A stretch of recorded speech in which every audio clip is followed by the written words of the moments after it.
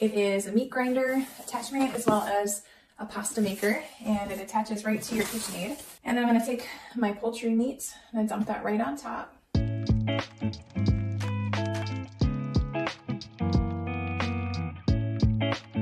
I don't know that I've ever used, when I've borrowed my friends, I've never used an attachment that is this fine. That works really great for poultry, which I like.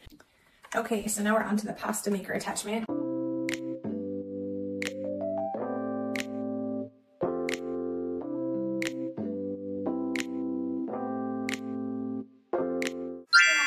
And there we go. Look at that. So we have fettuccine.